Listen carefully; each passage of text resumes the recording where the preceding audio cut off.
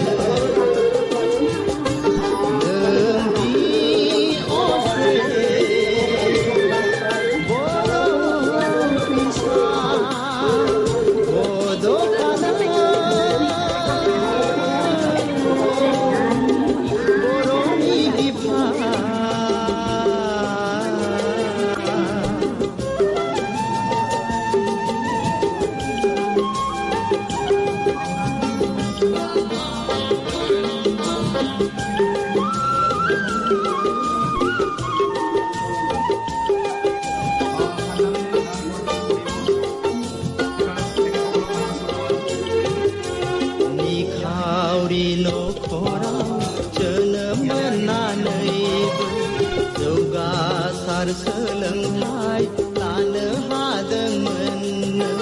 हायोमोन सोरजिनो गावनिल' गंसे गोजोन देरा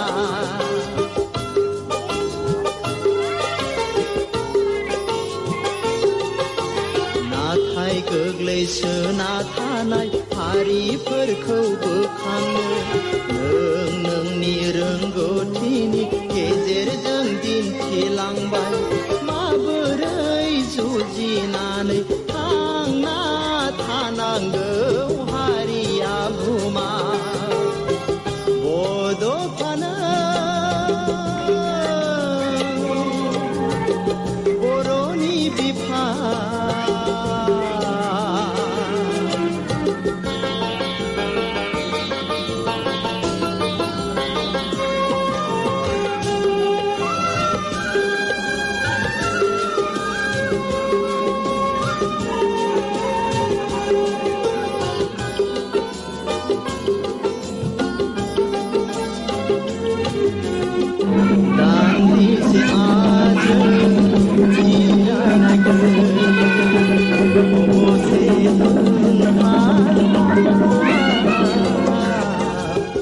जानो सम गैयै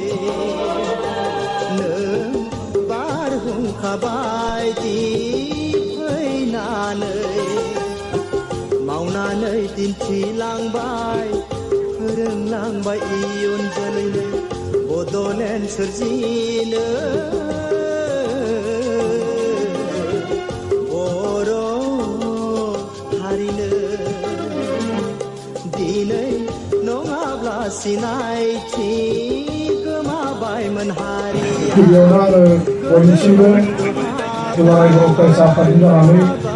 गाहाम हामलायनायखौ बावदों आरो लोगोसेनो बड'फानि सोरगोआरि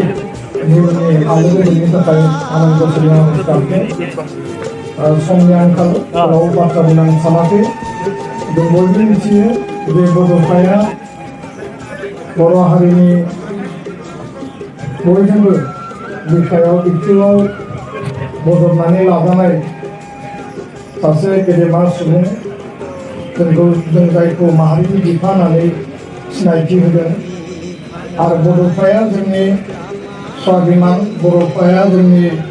हारिनि सिनायथि बे सोमावसारनायनि मोनसे जारिमिन गुबुन गुबुन सोमावसारनाय जोंनि ओनसोलाव बे माखासे लामाजों जों हान्थिबोबाय आरो बेबायदिनो गणतान्त्रिक सोमावसारनायनि सासे गेदेमा दैदेनगिरि बर' हारिनि सिबिजाथाव बयजोंबो माहारिबादखौ फोथांना लाखिनाय माहारिबादनि थाखाय हाबा मावनाय आरो बर' हारिखौ बुहुमाव सिनायथि होनायनि थाखाय जिखिनि हाबा मावनानै गालांबाय दिनै बिथाङा जोंनि गेजेराव गैलिया नाथाय बिथांनि आदर्श सानथौ सानस्रि बिथाङा जि गेरेमसा बर' माहारि दानायनि जि सिमां लानानै हाबा मावदोंमोन आलादा रायजोनि थाखाय बिथाङा सोमावसारदोंमोन आरो दिनै बेखौनो बिथा खालामनानै बिथांनि जिखिनि हाबा मावलांनाय बिथांनि माहारियाव होलांनाय गासैबो बिथिंनि जि कन्ट्रिबिउसन बेखौ गोजोन खालामनो थाखाय 27 बोसोर गोलाव सम बिथां रुंसारि जानायनि उनाव जोंनि नैबे ओनसोलाव बड'फानि मुङै जि गणतान्त्रिक टुर्नामेन्ट खुंदों बे जोंनि बयनिबो थाखाय गोग्गाथाव आरो बे गोग्गाथाव हाबाफारिखौ बै समनिफ्राय जोबोद दुखु खस्थ'नि गेजेरजों लाबोदों एसे सिगाङाव बारग' मन्थ्रि बिथाङा फोरमायदों हात प्रतिघातनि गेजेरजों सफैदों आरो दिनै बे लेभेलाव सफैबाय उननि समाव बांसिन जोङो साबसिन हामसिन समायना रमायना खालामनांगोन आं बेखौनो मिजिंथिबाय आरो बड'फाया होलांनाय जिखिनि हाबाफारि आद्रा थानाय खामानिखौ जों मावनांगोन जोंनि माइ खुन्थिया जि जायगायाव दङ बेसिम जोङो सहैनांगोन आं बेखिनिखौनो खावलायनानै आंनि बुंनायखौ फोजोबनो नागिरदों जागायबाय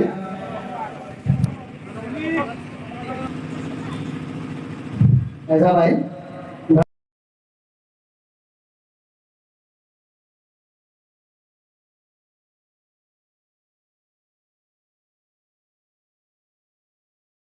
बिनि उनावहाय जोङो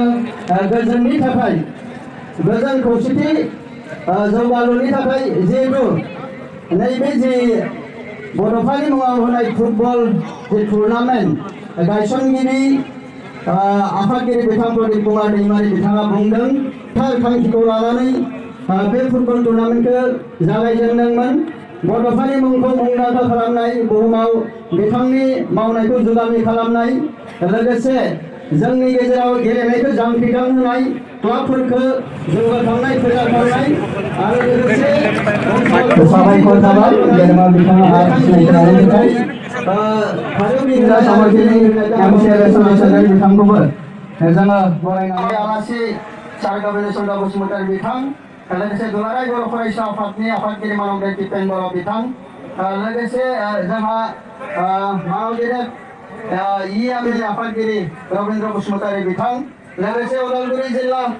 बर' थुनलाइ आफादनि आफादगिरि मानिक चन्द्र बसुमतारी बिथां लोगोसे लेङाइ आफादगिरि ब्रह्मन बाग्लारि इउपिपिएल हान्जानि लेङाइ आफादगिरि बिथां लोगोसे राकेश बर' बिथां डिस्ट्रिक्ट स्पर्ट्स सुबुंथाय चन्द्र बर' बिथां गासैबो गेदेमा बिथांमोनखौ साबायखर बावनाय थाबाय बे हाबाफारिखौ गोजोनै मावफुंनायनि थाखाय आरो बे समावनो जों गासैबो सं नेशनेल एन्थेम जनगण मन अधिनायक जय हे भारत भाग्य विधाता पंजाब सिंहे गाहे तव जय गाथा जन गण मंगलदायक जय हे भारत भाग्य विधाता जय हे जय हे जय हे जय जय जय जय हे साबायखर बावनायनि थाखाय बे समाव बलखौ जोनानै जोंहा दिनैनि हाबाफारिनि गाहाय आलासि मानगिरि सार गबिन्द चन्द्र बसुमतारी बिथाङा खेलाखौ बेखेवनानै होनो आं बिथांखौ खावलायबाय साबायखर